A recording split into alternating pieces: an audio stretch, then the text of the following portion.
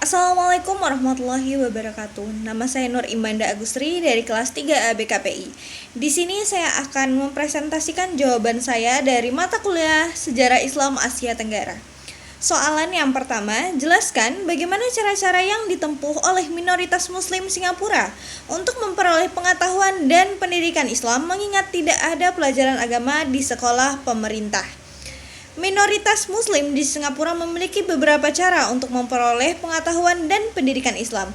Beberapa di antaranya melibatkan partisipasi dalam program keagamaan di masjid, mengikuti kursus agama di lembaga-lembaga Islam, dan memanfaatkan sumber daya online untuk memperdalam pemahaman keagamaan. Selain itu, komunitas muslim juga sering mengadakan kegiatan keagamaan seperti ceramah dan diskusi untuk meningkatkan pemahaman agama mereka. Bagaimana kebijakan pemerintah Malaysia pasca kerusuhan etnis tahun 1969 dan nampaknya pada kuatnya nuansa dan citra Islam di Malaysia? Pasca kerusuhan etnis tahun 1969 di Malaysia, pemerintah mengimplementasikan kebijakan-kebijakan untuk mengatasi ketegangan etnis dan memperkuat identitas nasional, termasuk aspek keagamaan.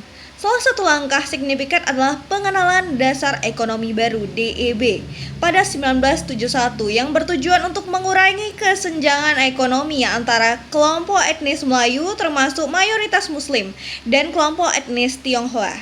Dalam konteks keagamaan, pemerintah Malaysia juga mempromosikan gagasan Malaysia sebagai negara Islam moderat. Ini mencakup penguatan institusi-institusi Islam, pendidikan Islam yang lebih formal, dan penekanan pada nilai-nilai Islam dalam aspek-aspek kehidupan sehari-hari. Lembaga-lembaga seperti Jabatan Kemajuan Islam Malaysia (JAKIM) dibentuk untuk memajukan nilai-nilai Islam dalam masyarakat. Dampaknya adalah terciptanya nuansa yang lebih kuat dan citra Islam yang positif di Malaysia. Pemerintah berhasil menyatukan elemen etnis dalam bingkai identitas nasional yang diwarnai oleh nilai-nilai Islam. Meskipun ini memberikan stabilitas, beberapa pihak juga menyoroti potensi risiko intoleransi agama dan ketidaksetaraan di masyarakat. Soalan selanjutnya, organisasi keagamaan apa saja yang terlibat dalam memperkuat kesadaran dan pengamalan Islam di Malaysia seiring dengan kebangkitan Islam di Malaysia? Kebangkitan Islam di Malaysia, beberapa organisasi keagamaan terlibat dalam memperkuat kesadaran dan pengamalan Islam.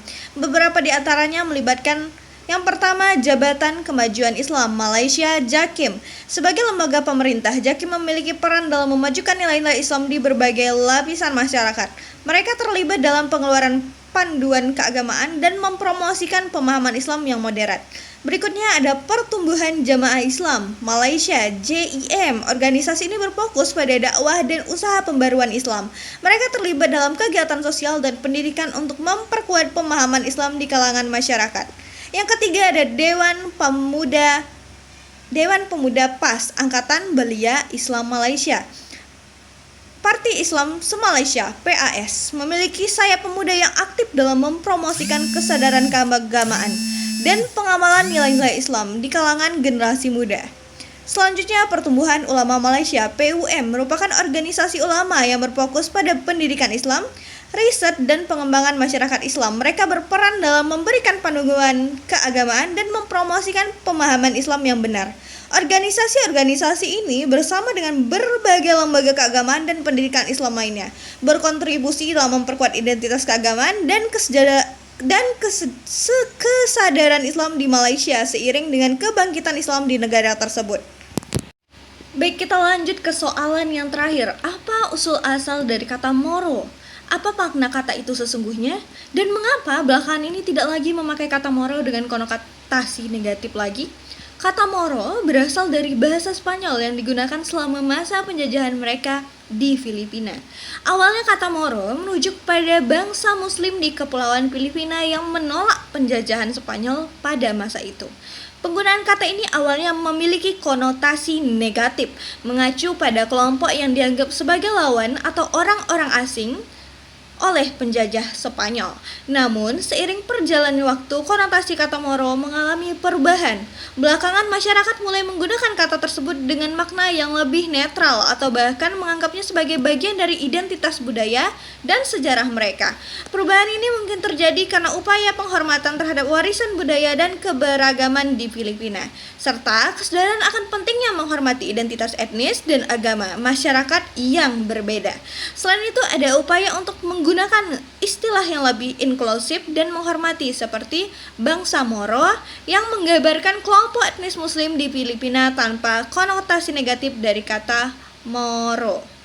Ini merupakan langkah penting dalam menghargai identitas budaya dan agama masyarakat, terutama tanpa mengaitkan dengan makna negatif dari masa lalu. Baik, itu saja yang bisa saya sampaikan. Lebih dan kurang saya mohon maaf. Saya Nur Imanda Agustri undur diri. Wassalamualaikum warahmatullahi wabarakatuh.